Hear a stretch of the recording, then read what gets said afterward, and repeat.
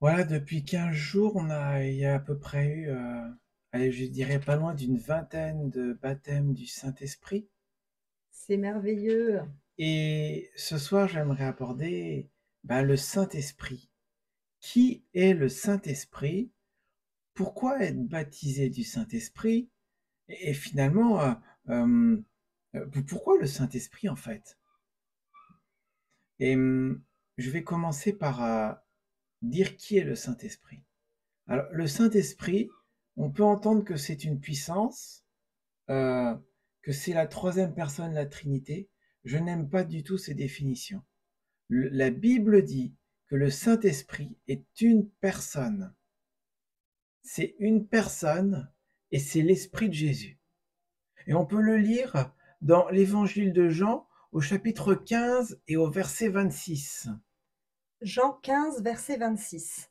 Quand sera venu le Consolateur que je vous enverrai de la part du Père, l'Esprit de vérité qui vient du Père, il rendra témoignage de moi. Voilà, le Saint-Esprit, ici, il est appelé consolateur, ou il est aussi appelé l'Esprit de vérité. Il est considéré comme une personne.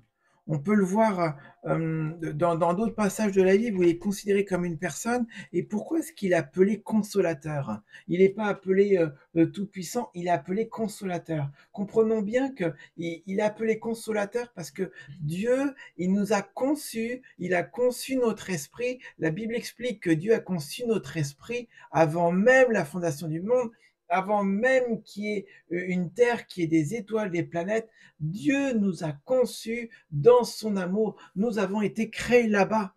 Et un jour, on a été créés là-bas, donc dans l'amour de Dieu, dans l'amour du Père. Et c'est de là-bas d'où nous venons. Et un jour, l'Éternel, le Dieu Tout-Puissant, nous a envoyés sur terre. Mais sur terre, nous ne sommes plus dans cet endroit sécurisé, nous ne sommes plus dans l'amour du Père, nous sommes sur terre et on est à la recherche de cet endroit. Et pourquoi le Saint-Esprit est appelé le consolateur?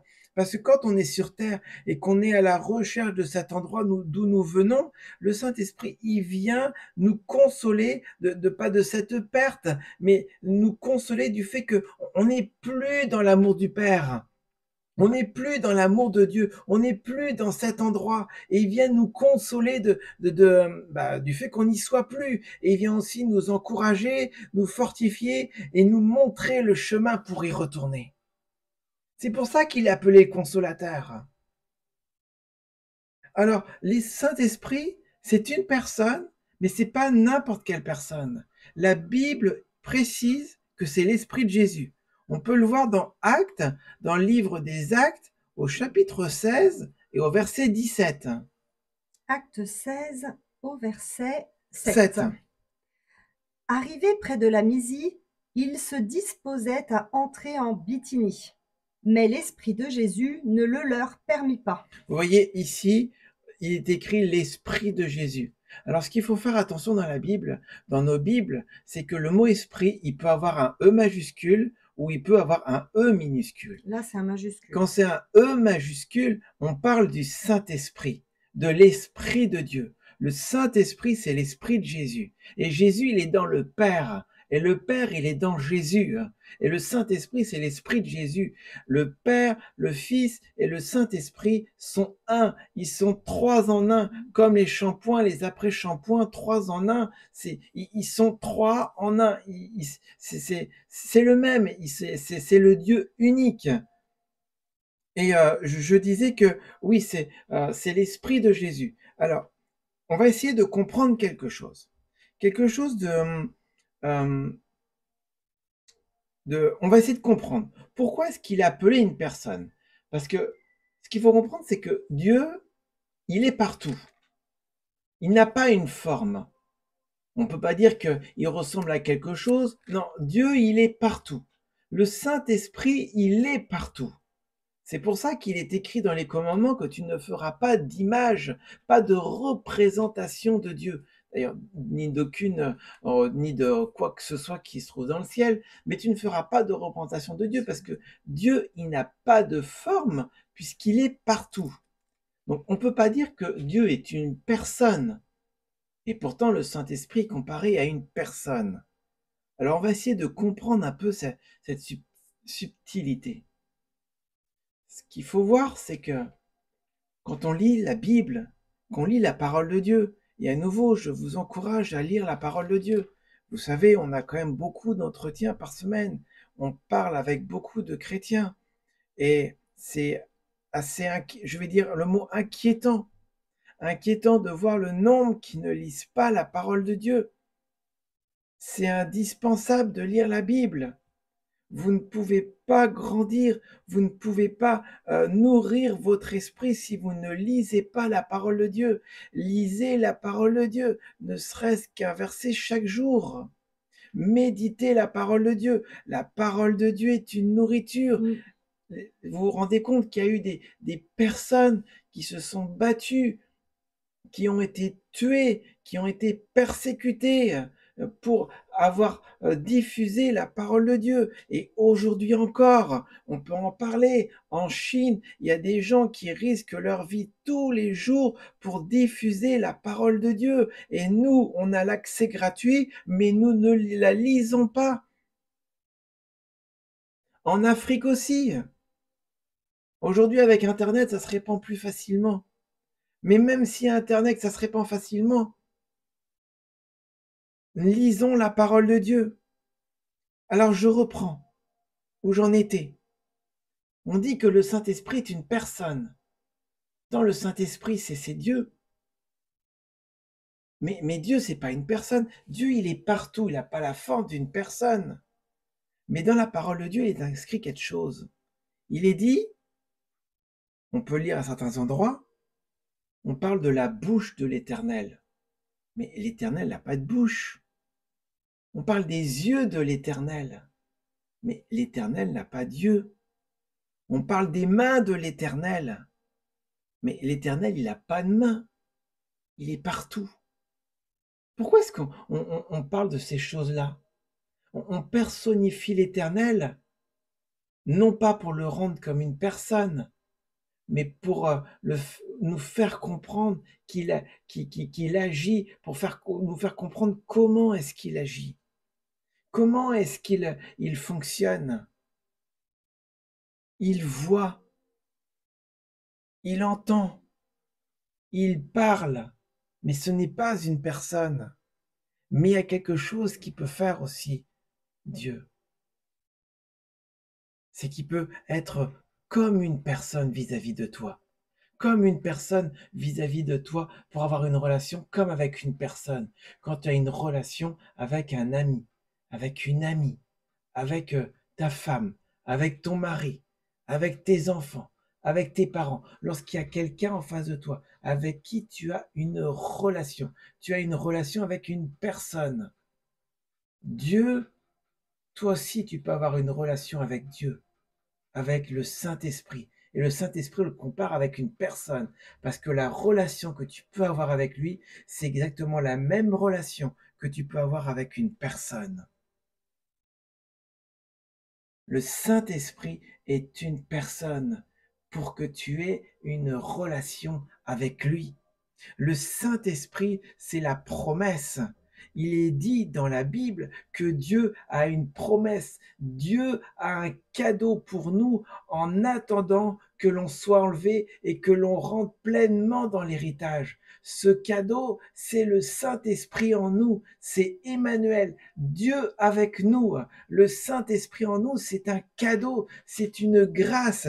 Pourquoi c'est un cadeau et une grâce, le Saint-Esprit en nous? Parce que la Bible explique qu'il est scellé à nous. Une fois qu'on le reçoit, le Saint-Esprit, il est scellé à nous, il est accroché à nous, il ne peut plus s'en aller. Et grâce à lui, on commence à goûter les joies de l'éternité. Alors c'est rien par rapport à l'éternité, mais on commence à goûter. Il commence à nous faire goûter la joie de la résurrection et la joie de l'éternité. Le Saint-Esprit est un cadeau. C'est le cadeau du Père, c'est le cadeau de Dieu que de nous envoyer, de nous avoir répandu le Saint-Esprit qui est l'Esprit de Jésus. C'est pourquoi Jésus dit, mais il vaut mieux que je m'en aille, parce que moi, quand je suis dans mon corps physique, quand Jésus était dans son corps physique, il ne pouvait pas être avec tout le monde. Mais si je m'en vais, alors le Père enverra le Saint-Esprit, il enverra le Consolateur sur chacun de vous, et c'est comme si je serais avec chacun d'entre vous. C'est une grande grâce. Et pourtant, le Saint-Esprit, il est pas mis à sa juste valeur. Combien de fois on peut entendre, c'est la troisième personne. Il est souvent négligé. Vous savez, le Saint-Esprit, il est comparé à une personne. Il est une personne parce qu'il a des sentiments. La Bible dit qu'on peut attrister le Saint-Esprit. La Bible dit qu'on peut éteindre le Saint-Esprit. Le Saint-Esprit n'est pas une puissance. Le Saint-Esprit est une personne. Et nous ne prenons pas suffisamment soin de lui. C'est la première chose que l'on devrait faire le matin quand on se réveille. On garde nos yeux fermés et on dit, on pense au Saint-Esprit qui lui était là. Lui, il était là. Quand on s'est réveillé, il était déjà là. Quand on s'endort, il est encore là. Et toute la nuit, il est là. Et si tu ne le vois pas, le Saint-Esprit, sache qu'il travaille partout dans le monde. C'est lui qui travaille. Il peut utiliser, mais lorsque personne ne se présente pour être utilisé, alors il travaille tout seul. Mais le plan de Dieu, c'est qu'on soit en collaboration avec lui.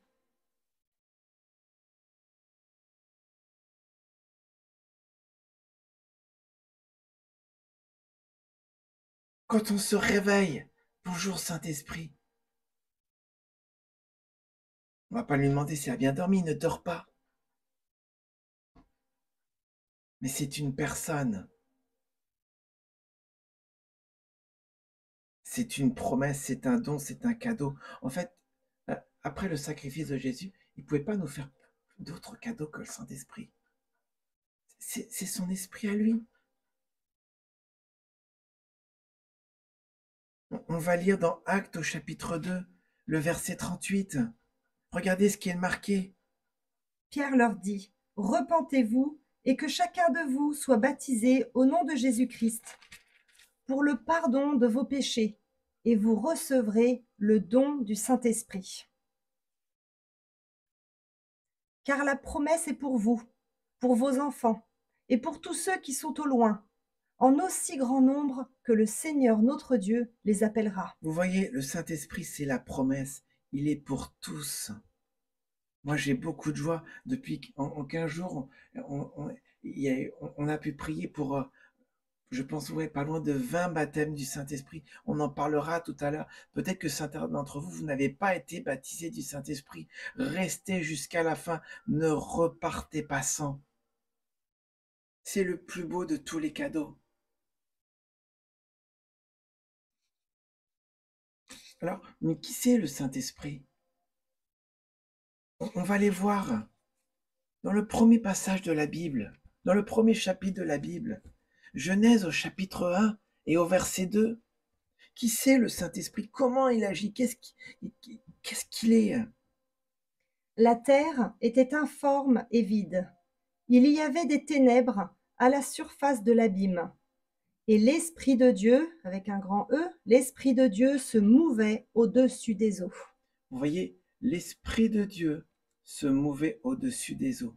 Dès le verset 2 de la Genèse, dès le deuxième verset, l'Esprit de Dieu se mouvait au-dessus des eaux. Le Saint-Esprit, il était sur terre depuis le début. C'est lui qui agit. Le Saint-Esprit, c'est la main agissante de Dieu. Il n'a pas besoin de nous pour agir, mais il a choisi d'agir avec nous. Et là, il y a quelque chose de très intéressant. L'Esprit de Dieu se mouvait au-dessus des eaux. Vous savez, l'eau, elle a des vagues. Et le Saint-Esprit, il fonctionne par vagues.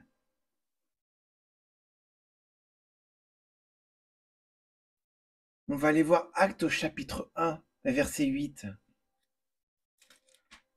Actes au chapitre 1 et au verset 8.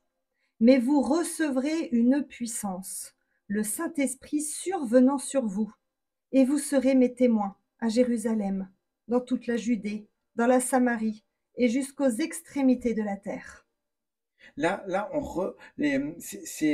on parle aux apôtres et aux apôtres, les anges leur disent, mais restez à Jérusalem, vous allez recevoir quelque chose qui va vous rendre capable d'être témoin jusqu'aux extrémités de la terre. Et ce quelque chose, c'est le Saint-Esprit.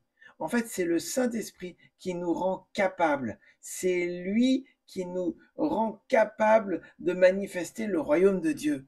C'est lui qui nous transforme. C'est lui qui nous guérit. C'est lui qui agit sur terre.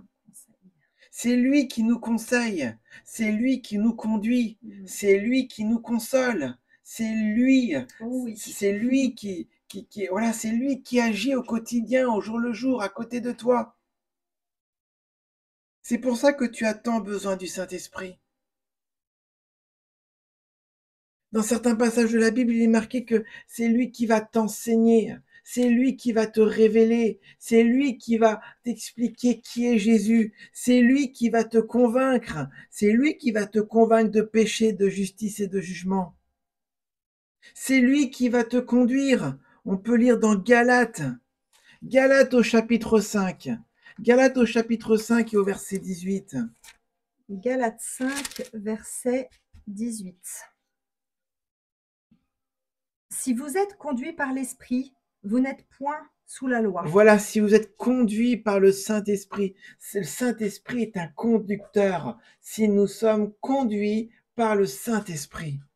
On peut lire aussi dans Jean au chapitre 16 et au verset 13. Jean 16 et au verset 13. Mais il vous dira tout ce qu'il aura entendu, et il vous annoncera les choses à venir. Non, pardon, j'ai pas pris le début. Quand le Consolateur sera venu, l'Esprit de vérité, il vous conduira dans toute la vérité. Voilà, quand il sera venu, quand le Saint-Esprit sera venu, il vous conduira dans toute la vérité. En fait, on ne peut pas vivre sans le Saint-Esprit.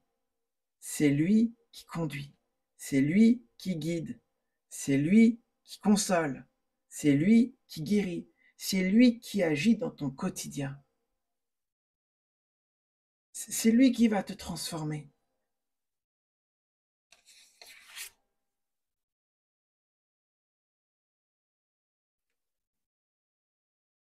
On peut lire dans Galates encore au chapitre 5. Galates au chapitre 5, et on va lire les versets 16 et 17. Galates 5, versets 16 et 17. Je dis donc, marchez selon l'Esprit, et vous n'accomplirez pas les désirs de la chair. Car la chair a des désirs contraires à ceux de l'Esprit, et l'Esprit en a de contraires à ceux de la chair. Ils sont opposés entre eux, afin que vous ne fassiez point ce que vous voudriez. Si vous êtes conduits par l'Esprit, vous n'êtes point sous la loi. Vous voyez, en fait, le Saint-Esprit, c'est un conducteur. Lui, il sait où vous conduire. Mais en nous, il y a cette tension, il y a ce combat. Nous avons notre chair qui veut faire ce qu'elle veut, voilà, qui est pleine d'envie, qui est pleine de jalousie, qui est pleine de bagarres, qui est pleine de violence, qui est pleine de religiosité. Nous avons la chair qui finalement, voilà, elle ne pense qu'à elle. Et de l'autre côté, on a le Saint-Esprit qui sait où nous conduire, qui connaît la destinée, qui sait ce qu'il y a de meilleur. Et en nous, nous avons le choix systématiquement de suivre notre chair ou de suivre le Saint-Esprit. Le Saint-Esprit qui nous conduira dans toute la vérité, ou la chair qui nous conduira dans un mauvais chemin et la Bible explique, qui nous mènera jusqu'à la mort. Alors que le Saint-Esprit, il va nous conduire dans un chemin de vie. C'est pour ça qu'on a tant besoin du Saint-Esprit. Parce que Dieu, il nous aime. Dieu, il veut notre bonheur. Mais Dieu, il sait très bien que l'on ne sait pas on ne sait pas prendre les bonnes décisions. On ne sait pas ce qui est bon pour nous. Donc, il nous a envoyé le Saint-Esprit, qui est son esprit, qui est l'esprit de Jésus. Le verset qu'on vient de lire, c'est Galates 5, verset 17, Galates 5, verset 17. pour répondre à un commentaire. Alors, on va voir les 3 dimensions du Saint-Esprit. J'en avais déjà parlé il y a quelques mois, mais je vais revenir sur ces 3 dimensions du Saint-Esprit. Alors, ce qu'il faut comprendre, c'est que le monde prophétique fonctionne par 3. Le 3, c'est un peu l'unité, c'est la plénitude de Dieu. Par exemple, on a passé, présent, futur. On a le Père, le Fils, le Saint-Esprit. Nous, on a notre corps, notre âme et notre esprit. Le tabernacle est fabriqué du parvis, du lieu saint et du lieu très saint. Un chrétien peut être serviteur, ami ou épouse. Notre esprit à nous, il est constitué de la conscience, la communion et de l'intuition. Notre âme est constituée de la volonté, de l'intelligence et des émotions. Notre corps est constitué de l'eau, du sang et des os. Les dons de l'esprit sont constitués de 3 groupes. Le fruit de l'esprit, on peut les regrouper en 3 groupes aussi, le fruit de l'esprit. Il y a aussi l'onction du sacrificateur, du prophète, l'onction royale. Le monde prophétique fonctionne par 3. Et le Saint-Esprit a 3 dimensions. 3 dimensions du Saint-Esprit. Quand on parle de l'Esprit dans la Bible, on peut voir qu'il y a plusieurs expressions. Il y a l'expression qui dit le Saint-Esprit en nous, il y a le Saint-Esprit autour de nous, et il y a le Saint-Esprit sur nous. Et ces 3 dimensions ne sont pas les mêmes. Alors, je vais commencer par le Saint-Esprit en nous. Le Saint-Esprit en nous, c'est lorsqu'il vit à l'intérieur de nous, lorsque l'on donne notre vie au Seigneur, le Saint-Esprit, il vient en nous. Il vient nous convaincre de péché, de justice et de jugement. C'est lui qui va transformer notre intérieur. C'est lui qui va changer notre cœur. C'est lui qui va changer notre cœur, qui nous protège, il est en nous. C'est lui qui va nous guider à l'intérieur. C'est lui qui va nous parler à l'intérieur. Ça, c'est le Saint-Esprit en nous. Il y a le Saint-Esprit autour de nous. Alors le Saint-Esprit autour de nous, c'est celui qui ajuste notre chemin, celui qui prépare notre journée, celui qui nous ajuste dans notre destinée. En fait, il touche tout notre environnement de façon à que ça se passe bien. C'est lui qui nous protège des accidents, qui nous protège des maladies, qui nous protège des mauvaises relations. Il intervient dans toute notre interaction avec le monde extérieur. Et puis, comme on l'a lu tout à l'heure, il y a le Saint-Esprit qui vient sur nous. Alors là, le Saint-Esprit qui vient sur nous, c'est lorsqu'il vient avec puissance pour que nous manifestions le royaume de Dieu. On parle de puissance. Quand il vient sur nous, il vient avec puissance, il vient avec, oui, je vais y venir, il vient avec puissance pour que nous manifestions le royaume de Dieu.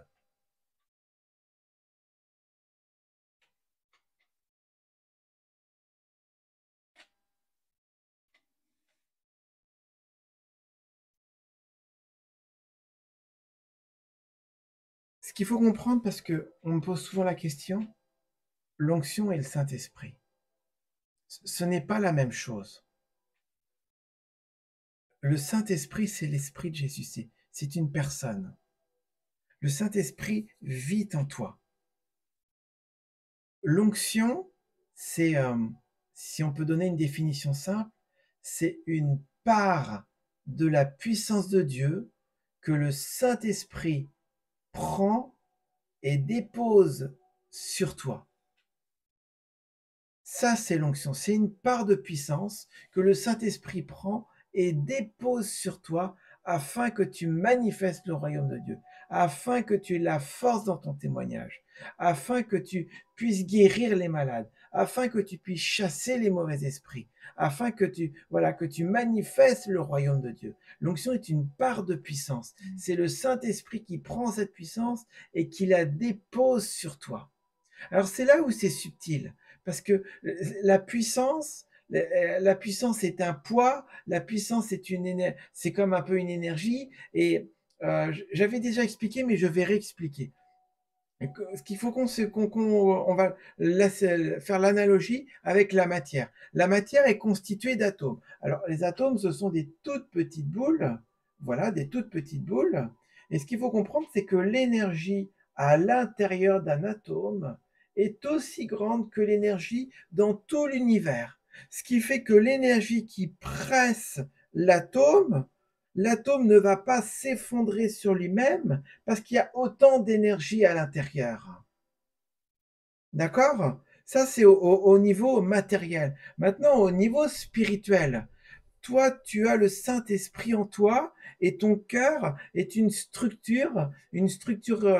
a une structure cristalline, et le Saint-Esprit, ce qu'il veut faire, c'est qu'il veut déverser la puissance sur toi afin que tu ailles manifester le royaume de Dieu. Mais cette puissance, elle ne peut être déversée que dans la mesure où ta structure cristalline est capable de résister et de porter l'onction. Si cette structure cristalline, elle est fragile, elle est pleine de blessures, elle est pleine de péchés, lorsque le Saint-Esprit va arriver avec l'onction et la puissance, cette structure cristalline, elle va s'effondrer. C'est pour ça que ce qui commence par se passer, c'est lorsque tu donnes ta vie à Jésus. Lorsque tu donnes ta vie à Jésus.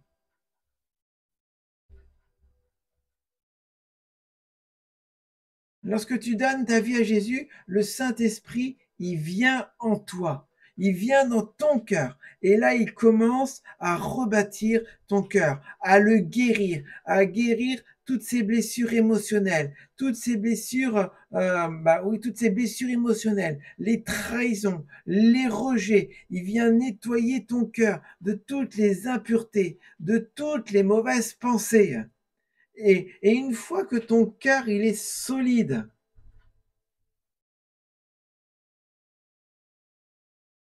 une fois que ton cœur il est suffisamment solide, alors le Saint-Esprit, il vient avec la puissance, il vient avec l'onction et il peut venir sur toi pour que tu deviennes un porteur. Attendez.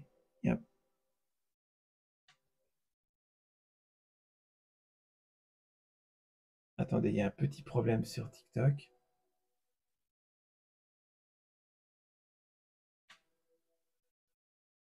Il va falloir arrêter de mettre.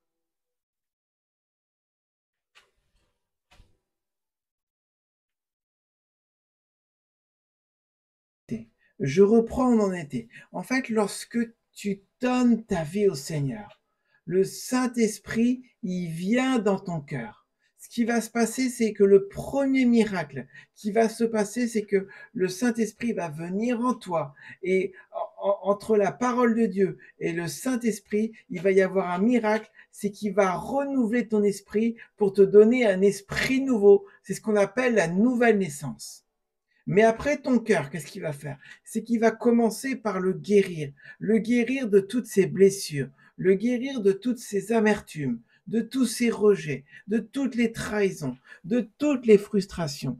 Il va guérir ton cœur de façon à ce qu'il devienne une structure cristalline, une structure solide, une structure entièrement basée sur l'amour, une structure sans égoïsme, parce que l'égoïsme, l'égocentrisme, toutes les blessures fragilisent ton cœur, te rend faible.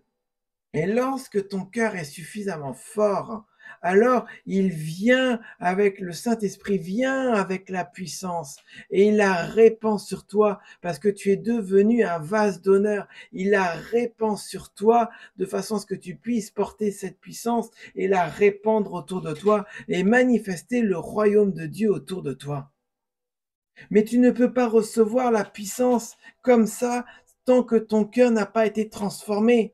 C'est pourquoi on voit des gens qui portent l'onction, mais tu ne sais pas le prix qu'ils ont payé pour l'avoir, tu ne sais pas les souffrances qu'ils ont vécues pour que leur cœur soit transformé.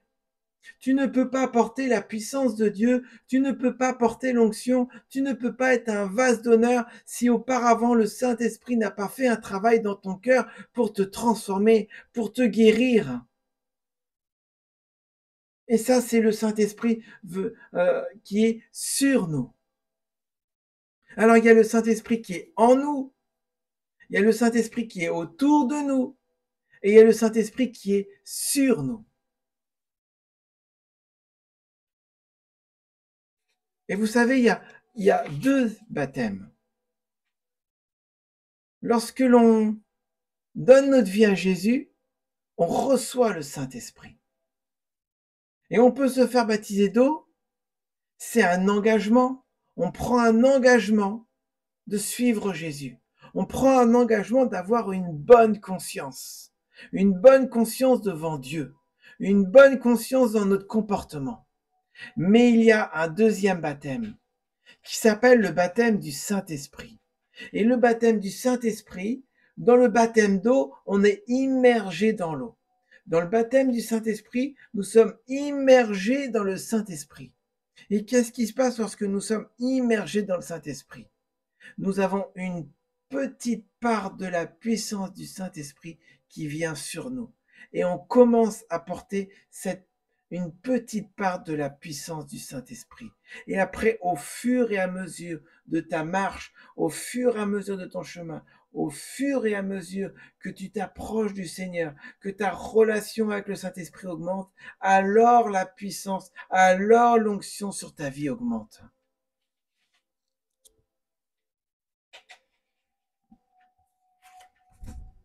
Et ce soir, nous allons pas beaucoup continuer, mais je vais faire un appel. Peut-être que quelques-uns d'entre vous, vous n'avez pas encore été baptisés du Saint-Esprit. Si c'est le cas, et que vous voulez être baptisés du Saint-Esprit, que vous voulez recevoir la puissance du Saint-Esprit, comprenons bien que le Saint-Esprit, vous le recevez à partir du moment où vous donnez votre vie à Jésus. Mais que vous voulez vivre cette deuxième expérience. Mettez-le en commentaire si vous voulez vivre cette expérience. Mettez-le en commentaire si vous voulez être baptisé du Saint-Esprit. Mettez-le en commentaire si vous voulez goûter le Saint-Esprit d'une manière plus puissante. Et alors on va prier. Et il va se passer quelque chose. N'hésitez pas à l'inscrire en commentaire. Alors c'est dommage parce qu'il y a plus grand monde. Oui, comme ça a coupé. Les personnes reviennent petit à petit sur TikTok, mais il y avait beaucoup de monde tout à l'heure. Il y avait beaucoup de monde tout à l'heure sur TikTok, ça a coupé et il y a plus grand monde.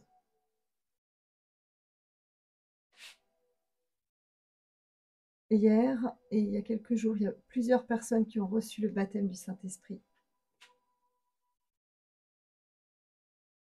On va attendre que tout le monde revienne sur TikTok, mais je ne sais pas s'ils vont revenir les gens.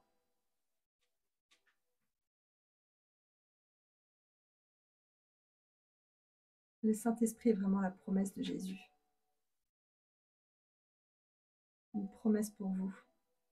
Est-ce que certains, parmi ceux qui sont revenus, parmi ceux qui sont là, est-ce que certains veulent faire une nouvelle expérience avec le Saint-Esprit? Est-ce que certains veulent accueillir le Saint-Esprit? Est-ce que certains veulent s'engager à avoir une relation avec le Saint-Esprit?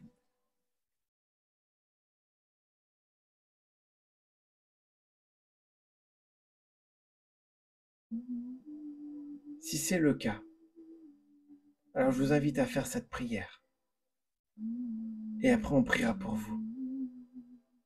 Vous pouvez répéter après nous et dire: Seigneur Jésus, Seigneur Jésus, je reconnais je reconnais que tu es mon Seigneur que tu es mon Seigneur et mon Sauveur. et mon Sauveur. Tu es mon berger, Tu es mon berger. tu es mon Dieu, Tu es mon Dieu, en qui je me confie. en qui je me confie. J'ai besoin de toi. J'ai besoin de toi. Merci Seigneur, Merci Seigneur, parce que tu es là, parce que tu es là, parce que tu m'as sauvé. parce que tu m'as sauvé. Merci pour le Saint-Esprit. Merci pour le Saint-Esprit. J'aimerais tellement le goûter davantage. Ah, j'aimerais tellement le goûter davantage.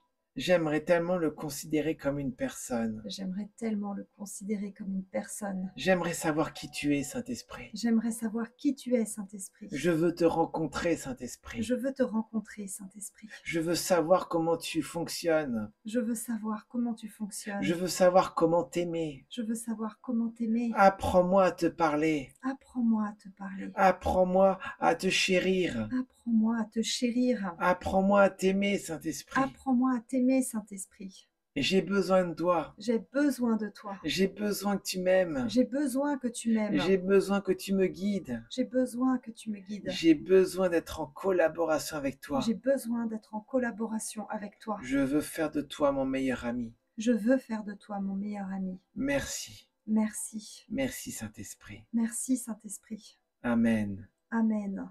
Et maintenant, je vais prier pour vous. Nous allons prier pour vous. Seigneur Jésus, je t'apporte tous ceux qui sont connectés. Merci Saint-Esprit de te répandre sur eux. Peut-être que certains n'ont jamais été baptisés du Saint-Esprit. Que ce soir, ils reçoivent cette puissance. Que ce soir, ils reçoivent ta puissance, Saint-Esprit. Qu'ils soient baptisés en toi. Merci, Saint-Esprit, de te répandre sur eux avec puissance. Merci pour ton feu qui tombe sur eux. Oh Seigneur, merci Jésus, parce que je vois une personne, je vois une femme ici qui est connectée et qui commence à être remplie du Saint-Esprit. Je te remercie Seigneur. Merci Saint-Esprit aussi de renouveler la relation avec tous ceux dans lesquels tu es déjà, mais que cette relation soit rétablie. Amen. Pardon Seigneur, pardon Saint-Esprit pour toutes les fois on t'attriste. On peut même aller jusqu'à t'éteindre. Reviens Saint-Esprit, reviens chez tous ceux qui t'ont attristé. Pardon Saint-Esprit et renouvelle-les. Renouvelle-les dans ta puissance, renouvelle-les dans ton amour, renouvelle-les dans cette communion avec toi. Merci Saint-Esprit. Amen. Amen. Amen.